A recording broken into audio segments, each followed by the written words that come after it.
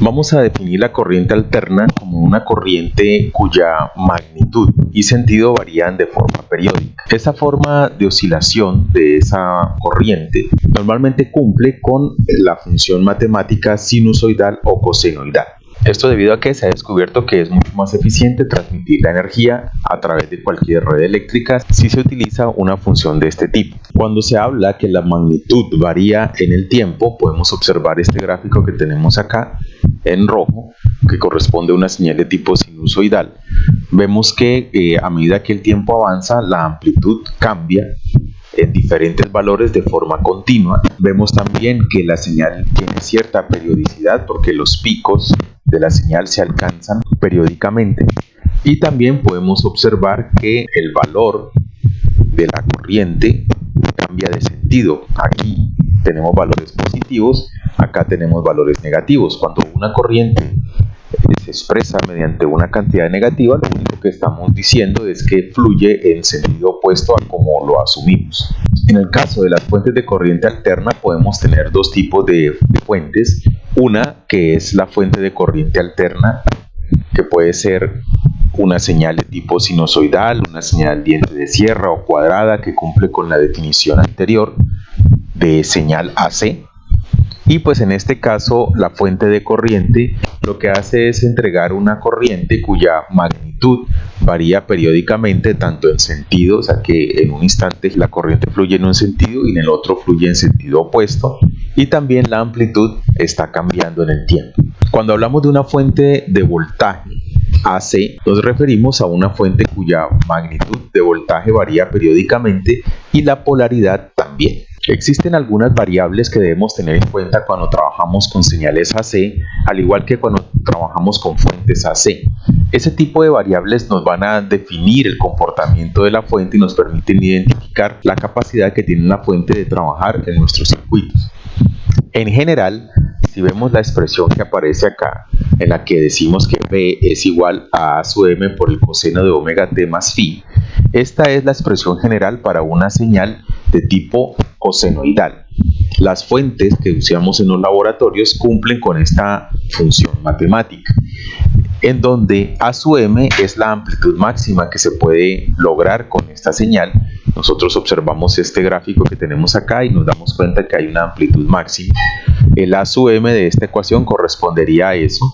El coseno de omega t es la función que me expresa la variación del voltaje o la corriente en el tiempo de la señal.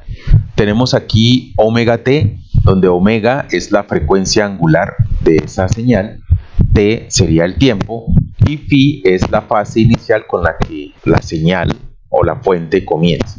De acá podemos encontrar algunas expresiones. Normalmente cuando nosotros hablamos de fuentes AC, no hablamos de fuentes que tienen frecuencia en radianes por segundo, que es la unidad de ingeniería que se trabaja para la frecuencia, sino que hablamos de hertz. En este caso podemos enlazar tanto la frecuencia en hertz como la frecuencia en radianes por segundo a través de esta ecuación, donde omega, que es la frecuencia en radianes por segundo, va a ser igual a 2πf, donde f es la frecuencia en hertz. De esa forma tenemos una relación entre las dos. Phi, que es la fase, puede estar dada en radianes o puede estar dada en grados. Existe una relación entre el periodo y la frecuencia que está dada por esta ecuación, t igual a 1 sobre f, donde t es el periodo de la señal y f sería la frecuencia. Otro valor que tenemos que tener en cuenta para manejar señales AC es la amplitud pico a pico, donde esto es la diferencia tanto en amplitud de corriente o voltaje que existe entre el máximo positivo y el máximo negativo de la señal. La amplitud pico se refiere entonces a la máxima amplitud que puede tener la señal. El valor instantáneo es el valor de corriente o voltaje que puede tener la señal en cualquier instante de tiempo. Y el valor eficaz, que es muy utilizado a la hora de manejar o de leer las señales con los multímetros, en el caso del laboratorio, es conocido como el valor cuadrático medio de la función o RMS, que está dado por la amplitud máxima dividido entre raíz de 2. Físicamente, el valor eficaz corresponde a el equivalente de una señal de DC que produce la misma potencia calórica que una señal AC. Es decir, si yo tengo una señal AC con una amplitud máxima, esa señal AC produce una potencia calórica sobre un elemento. Y si yo quisiera obtener los mismos efectos, debería conseguirme una señal de DC con un valor igual a el valor RMS de esa señal AC. Es decir, que si yo tengo una señal de 1 voltio AC, yo colocando una señal de DC de 1 sobre raíz de 2 voltios, obtendría los mismos efectos calóricos. Para poder afianzar un poco más los conceptos que toqué hace un momento, vamos a utilizar el software LTSpice para observar las características de una señal AC. Para ello haremos un montaje muy sencillo en el cual utilizaremos una resistencia y un generador de señales. En este esquema que vemos acá tenemos una fuente de voltaje, una resistencia y obviamente su conexión a tierra. La idea es configurar esta fuente como una fuente de AC y observar cada una de las características de esa señal. Dando clic derecho sobre la fuente y yendo a las opciones avanzadas, encontramos por acá varias características que podemos hacer que la fuente cumpla. Entre ellas la expresión seno, que correspondería a lo que hemos hablado que es una señal de AC. Primero que todo tenemos que modificar este valor que dice DC offset. Se refiere puntualmente a cuál es el valor medio de la señal de AC. Si es una señal de AC que es simétrica a través del origen, pues su valor medio va a ser de 0 voltios. La amplitud se refiere a la amplitud máxima que le vamos a dar a esa señal. Vamos a darle 5 voltios. La frecuencia se refiere a cuál va a ser la frecuencia en hertz, no en radianes por segundo, sino en hertz de la señal. En este caso escogeré una frecuencia de 1 kHz. Y por acá tenemos otro elemento que es la fase. Aquí dice phi en grados. Entonces vamos a indicarle cuál es la fase inicial de la señal en grados. Por ahora vamos a colocar 0 grados. Damos OK y pues ya las características quedan aquí consignadas. El simulador no cambia la apariencia del símbolo de la fuente.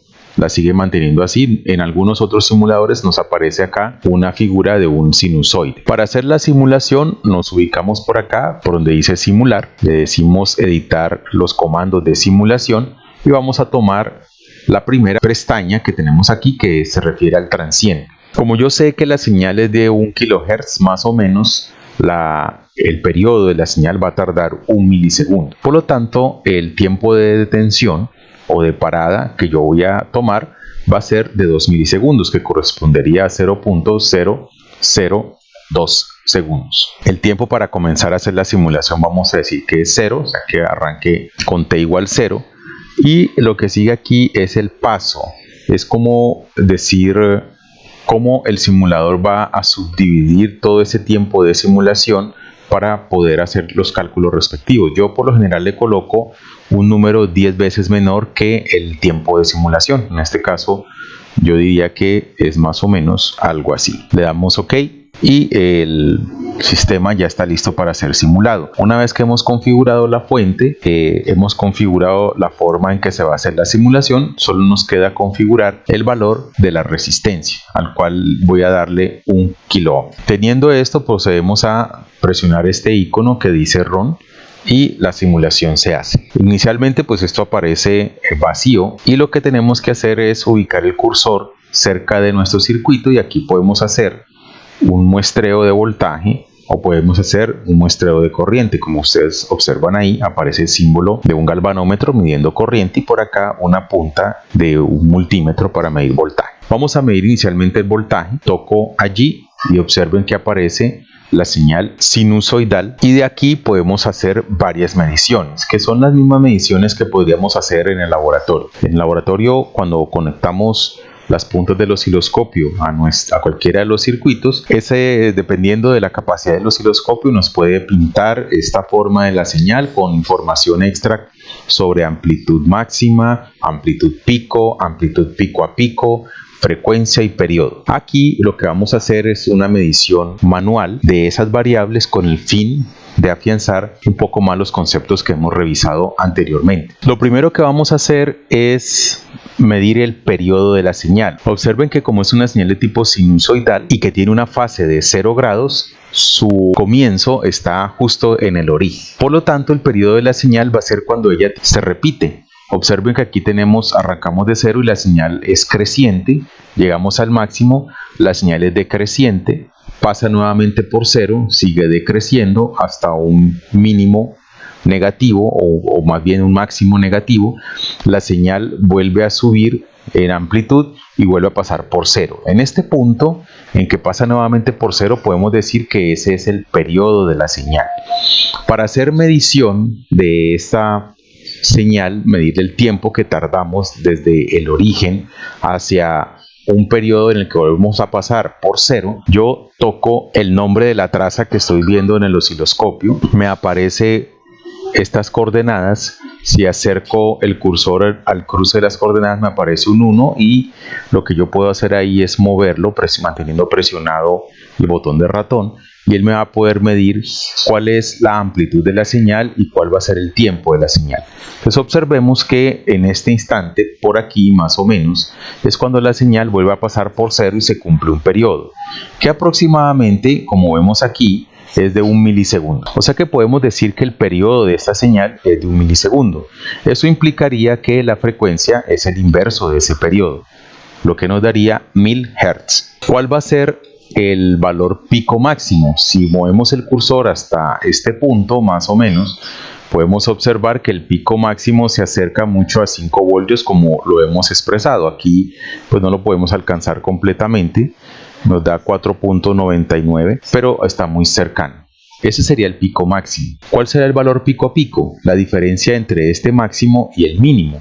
Observemos que el máximo podemos decir que es 5, el mínimo por acá sería aproximadamente menos 5, como vemos acá. Por lo tanto, la diferencia entre 5 y menos 5 nos daría 10.